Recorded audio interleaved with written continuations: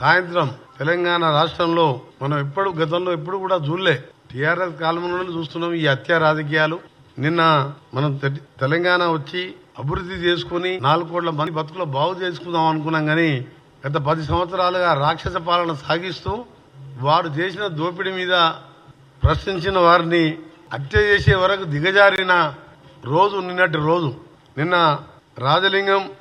నాగవెల్లి రాజలింగం మూర్తి అనే సామాజిక కార్యకర్త క్రూరంగా హత్య చేయబడడం, అది కూడా సాయంకాలం వేట అందరూ చూస్తుండగానే హత్య గావించబడడం చాలా బాధాకరం. దాన్ని తీవ్రంగా కాంగ్రెస్ పార్టీ పక్షాన తెలంగాణ ప్రజల పక్షాన కూడా దీన్ని తీవ్రంగా ఖండిస్తున్నాం. ఇతని కేసు మీకు తెలుసు, 35,000 నుంచి 35,000లో అయిపోయే కాళేశ్వరం ప్రాజెక్టుని 1,35,000 కోట్లకు పెంచి దోచుకున్న దాని మీద ఆయన కోర్టులో ఫైట్ చేస్తున్న సంగతి మీ అందరికీ కూడా తెలిసిందే. అది ఆర్గ్యుమెంట్స్ కూడా నడుస్తున్నాయి. అందులో కేసీఆర్, హరీష్ రావుతో పాటు ఇంకా 3 పేర్లు, మొత్తం 5 దోషులుగా చేసి వారు కోర్టులో కేసు వేయడం జరిగింది. మేడిగడ్డ కుంగిపోతూ 1,00,000 కోట్ల ప్రజాధనం వృధా అయిందని చెప్పి అతను ఒక సామాజిక కార్యకర్తగా కేసు వేయడం, దాని మీద రెగ్యులర్గా వాదనలు నడుస్తుండడం, దానికి స్క్వాష్ చేయాలని కేసీఆర్ గారు కూడా కోర్టుకు వెళ్లడం జరిగింది. గతంలో ఈ కేసు కూడా మొన్న కూడా 11/2/2025 మన ఫిబ్రవరి 11th రోజు కూడా హియరింగ్ ఉండే డిస్ట్రిక్ట్ సెషన్ జడ్జి భూపాలపల్లి దగ్గర. నిన్న హత్య జరగడం నిజంగా టీఆర్ఎస్ హత్య రాజకీయాలు, టీఆర్ఎస్ కుళ్ళు రాజకీయాలతో పాటు మా ప్రభుత్వం వచ్చిన 2-3 రోజులకెళ్ళే ఈ ప్రభుత్వం ఉండదు, ఈ ప్రభుత్వాన్ని అప్రతిష్ట పాలు చేసే కార్యక్రమం పెట్టుకొని ప్రతిపక్ష నాయకుడున్న పెద్ద మనిషి 10 ఏళ్ళు ముఖ్యమంత్రి ఉండి ఫామ్ హౌస్కి పరిమితమై కొడుకుని అల్లుని రోడ్ల మీద వదిలిపెట్టి 10 మంది చిల్లరగాలను వదిలిపెట్టి ప్రభుత్వం మీద లేనిపోని అభండాలు వేస్తూ అవన్నీ ఒకవైపు. కానీ నిన్న జరిగిన హత్య మాత్రం చాలా బాధాకరం. దీనికంటే ముందు సంజీవ్ రెడ్డి అనే అడ్వకేట్ కూడా హార్ట్ అటాక్తో చనిపోవడం జరిగింది. అది కూడా అనుమానాస్పద మృతిగానే ఉన్నది.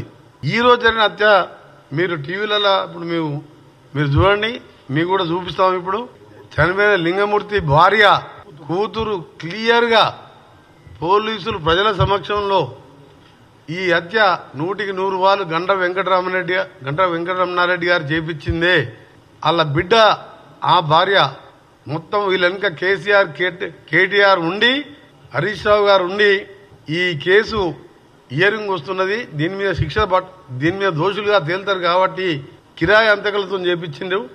ఎవరు కూడా స్థానికులు ఇంత ధైర్యం చేయరని చెప్పి ఓపెన్ గా భార్య బిడ్డ క్లియర్ గా ఏడుస్తూ రోధిస్తుంటే నిజంగా ప్రతి ఒక్కరు కూడా చెల్లించిపోతున్నాం.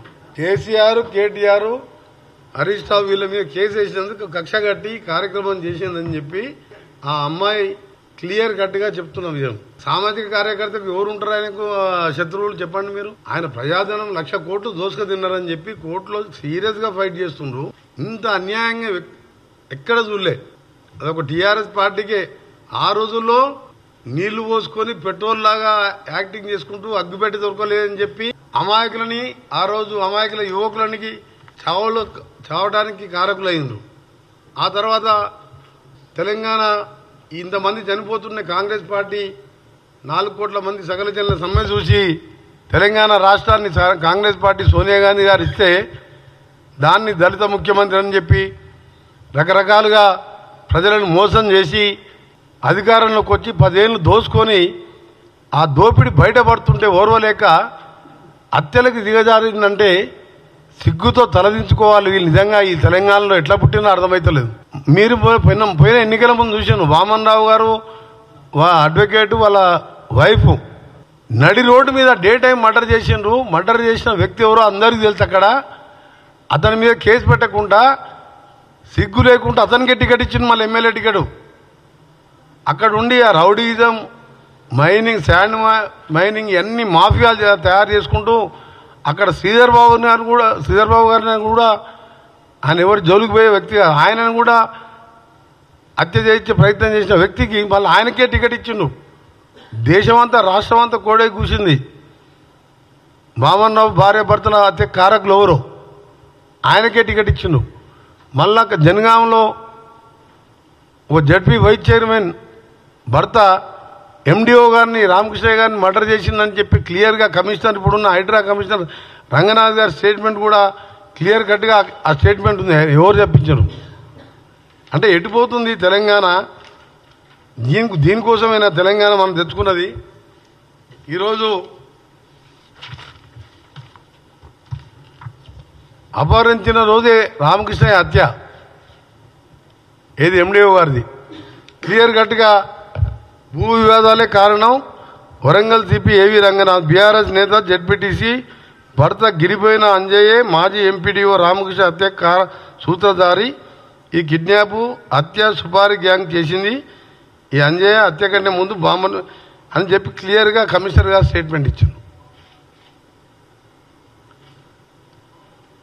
ఈరోజు ఓపెన్గా గండ్ర వెంకటరమణారెడ్డి గారు ఆ రోజు మా పార్టీలో గెలిచి అమ్ముడు పోయి మళ్ళీ వాళ్ళ భార్యని టీఆర్ఎస్లో జడ్పీ చైర్మన్ చేసుకొని ఇవాళ కేటీఆర్ కేసీఆర్ హరీష్ రావు మాటలని ఒక మంచి వ్యక్తిని హత్య చేయించడాన్ని తీవ్రంగా ఖండించడమే కాదు, మేము ప్రభుత్వాన్ని కూడా డిమాండ్ చేస్తున్నాం. ప్రభుత్వంలో మంత్రిగా అలాగే ఒక తెలంగాణ వాదిగా, ఎందుకంటే ఇది మంచి పద్ధతి కాదు. నువ్వు దోచుకున్న మాట వాస్తవం అందరికీ తెలిసిందే. అది ఎన్డీఎస్ఏ వాళ్ళు చెప్పిండ్రు, కేంద్రం దాని మీద ఘోష్ కమిటీ చెప్పింది. ఇదే కాదు, పైన ఉన్న అన్నారం సుందీలో కూడా మేము గ్యారంటీ ఇవ్వలేము ఎప్పుడు కూలిపోతావో అని చెప్పడం వాళ్ళ రిపోర్ట్ కూడా ఇచ్చిండ్రు.